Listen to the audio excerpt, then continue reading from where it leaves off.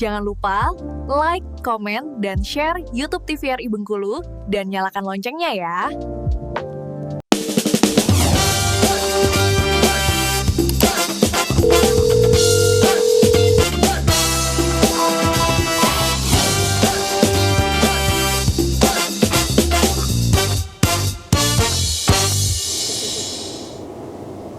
Halo pemirsa, kembali lagi tentunya di Dokter Kito bersama Kita Sehat. Kami informasikan kepada pemirsa di rumah untuk mendapatkan informasi terkait dari program-program kesayangan TVRI bisa didapatkan di sosial media kita. Dan juga dapat mendapatkan tayangan ulang di YouTube channel kita TVRI Bengkulu. Hari ini senang sekali saya Viva Manca dapat menemani pemirsa dalam 1 jam ke depan tentunya untuk membahas tema kesehatan kita pada hari ini, yakni kenali diabetes, cegah, atasi, dan jalani hidup sehat.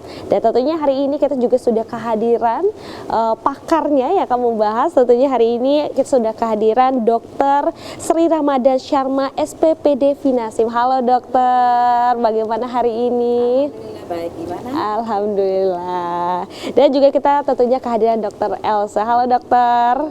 Luar biasa, masih semangat tentunya ya. Kita terus memberikan edukasi kepada pemirsa di rumah terkait dari diabetes. Mungkin sebelum kita ke Dokter Sri, sebelumnya mungkin ke Dokter Elsa terlebih dahulu terkait diabetes, dok. Kita ketahui bahwa diabetes ini kan adalah, kalau orang awamnya sebutnya adalah kencing manis nih. Tapi sebenarnya sistem apa sih yang terkena dari penyakit ini, dokter?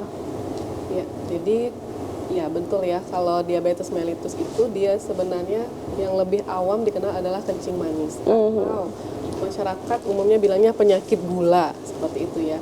Memang benar, karena apa? Karena diabetes mellitus ini dianya itu kita taunya itu dengan pemeriksaan gula darah. Ada yang namanya gula darah sewaktu, ada yang namanya gula darah pos puasa 2 jam, seperti itu ya. Atau yang sekarang juga ada yang namanya pemeriksaan HbA1c. Kalau dibilang sistem apa yang diserang, sebenarnya ini terkait dengan produksi insulin, seperti itu ya, yang diproduksi oleh yang namanya organ pankreas. Itu untuk yang gambaran secara garis besarnya seperti itu.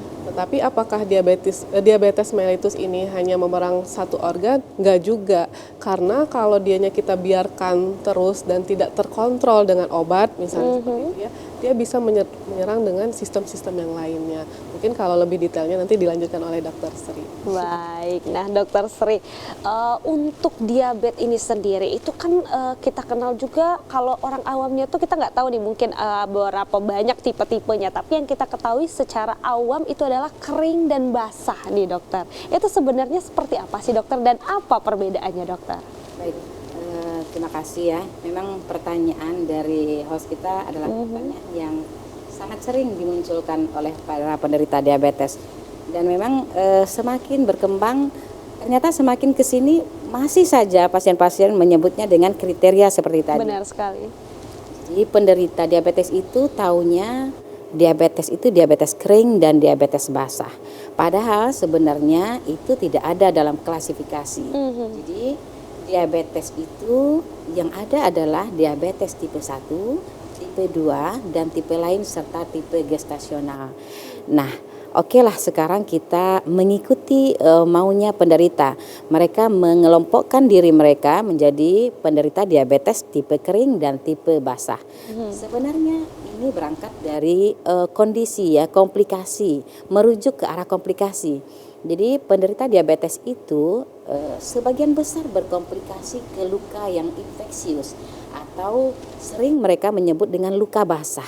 Jadi mereka mengkategorikan apabila ada penderita diabetes yang mudah berkomplikasi, mempunyai luka yang basah, luka yang infeksius, luka yang bernanah bahkan sampai ke tahap amputasi, mereka menyebutnya dengan tipe basah.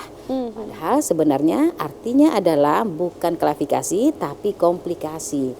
Kemudian tipe kering artinya penderita itu digolongkan kepada diabetes yang tanpa ada komplikasi makrovaskular.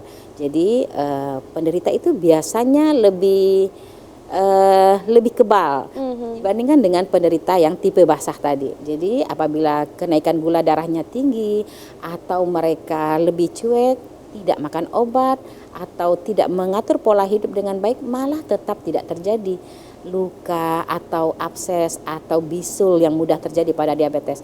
Jadi mereka dianggap seperti sedikit lebih kebal daripada penderita tipe diabetes yang basah. Tapi sebenarnya klasifikasi tadi tidak ada dalam kamus kita di kedokteran.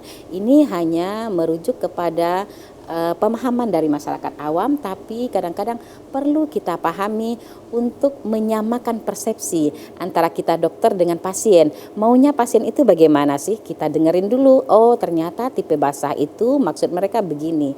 Padahal semua penderita diabetes itu bisa memiliki kedua-duanya tipe yang tadi.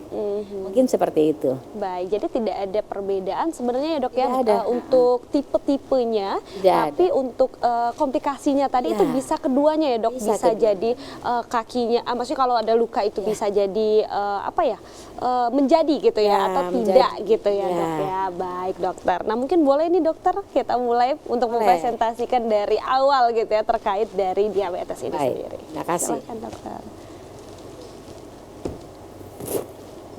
Baik, terima kasih. Saya ucapkan sekali lagi selamat siang sampai dengan para pemirsa TVRI yang budiman. Halo, apa kabar bersama saya di acara program Dokter Kito. Terima kasih teman-teman. Kita akan membahas kembali tentang diabetes mellitus tipe 2. Jadi seperti yang disampaikan oleh Dr. Else dan host tadi bahwa diabetes adalah penyakit yang masih viral ya, masih ngetren ya. Jadi artinya adalah trennya ternyata masih meningkat ya. Penyakit ini yang dulu mungkin dikenal adalah penyakit orang tua. Jadi kita sebut dengan penyakit degeneratif. Artinya penyakit ini biasanya muncul begitu bertambahnya usia baru dia muncul. Nah, berbeda dengan zaman sekarang, ternyata penyakit diabetes mellitus tipe 2 ini sudah beralih ke usia muda. Bahkan ada yang kita sebut dengan MODY, dengan maturity onset of diabetes. Jadi kejadian diabetesnya itu sekarang sudah beralih posisi ke usia muda. Jadi lagi-lagi kita menyebutnya dengan trennya semakin naik dan kejadian semakin banyak dibicarakan. Semua orang ingin tahu tentang diabetes mellitus. Nah, pada siang hari ini dalam kesempatan yang berbahagia di acara Dokter Kito, saya akan mereview kembali supaya menambah wawasan kita bersama. Teman-teman, diabetes mellitus tipe 2 adalah suatu penyakit kategori penyakit metabolik ya. Jadi dia adalah satu penyakit metabolik ya. Penyakit metabolik yang khusus mengenai sistem endokrin kita. Jadi penyakit ini tidak mudah terjadi. Jadi dia bersifat multi etiologi. Penyebabnya sangat banyak, tidak satu aja. Bukan satu penyebab diabetes itu. Jadi kalau teman-teman sering mendengarkan, saya terkena diabetes karena kemarin saya minum manis. Atau karena tadi malam saya tidak tidur, saya lagi stres, jadi saya dapat diabetes. Itu adalah satu persepsi yang salah. Jadi teman-teman ingat, dari definisi diabetes itu penyebabnya adalah multi etiologi atau banyak sekali penyebabnya. Jadi tidak satu atau dua kejadian saja yang menimbulkan diabetes itu. Jadi per definisi diabetes adalah suatu penyakit atau gangguan metabolisme yang kronis, terjadi lama. Kronis itu lama dengan multi etiologi yang ditandai dengan tingginya kadar gula darah seperti yang dijelaskan oleh Dr. Else tadi. Tapi sebenarnya kenaikan gula darah itu bersamaan dengan gangguan metabolisme karbohidrat, lipid, protein sebagai akibat dari insufisiensi fungsi insulin. Nanti akan kita bicarakan. Teman-teman, berdasarkan Perkeni, Perhimpunan Endokrinologi Indonesia, diabetes itu ditegakkan berdasarkan kriteria yang berikut ini. Ada pemeriksaan ya dok ya? Jadi pertama adalah apabila terjadi salah satu saja pemeriksaan glukosa darah puasa lebih atau sama dari 126 mg per desiliter, di mana puasa yang dimaksudkan di sini adalah kondisi tidak adanya asupan kalori minimal 8 jam sebelumnya. Atau apabila dari pemeriksaan laboratorium tadi glukosa plasma lebih atau sama 200 ke atas ya setelah dilakukan 2 jam tes toleransi glukosa oral, maka pasien itu kita diagnosis sebagai diabetes. Lalu kriteria berikutnya adalah jika pemeriksaan glukosa plasma sewaktu lebih atau sama dari 200, itu sudah kita sebut dengan diabetes jika ada keluhan klasik.